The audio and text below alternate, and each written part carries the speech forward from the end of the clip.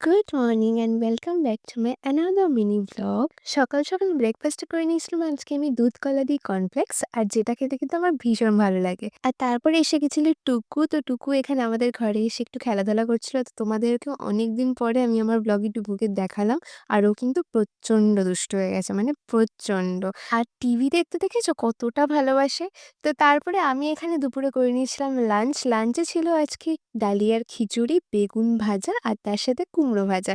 কারণ আজকে ছিল হচ্ছে আমাদের নিরামিষ, মানে আজ ছিল হচ্ছে কৌশিকী অমাবস্যা। তো সেই কারণে আজকে আমাদের ভাত খেতে নেই। তো তাই নিরামিষই খেয়েছিলাম। তো তারপরে সন্ধ্যের দিকে মানে বিকেলের দিকটাতে এখানে দেখো আকাশটা কতটা সুন্দর লাগছে। তারপর তো চলে গেছিলাম আমি দিদির ঘরে, দিদির সাথে একটু কথা-টথা বলতে, গল্প করতে। তো সেখানেও টুকুর সাথে সারাটা সময় কেটে গেল। কারণ তোমরাই জানো যে বাড়িতে কোনো বাচ্চা থাকলে সময়টা তোমাদের কিভাবে পেরিয়ে যাবে তোমরা বুঝতেও পারবে না। আমাদের সাথেও ঠিক এই জিনিসটাই হয়। কারণ ওর এই বদমাইশিগুলো দেখতে না আমাদের ভীষণ ভালো লাগে। মানে আমার তো ভীষণই ভালো লাগে।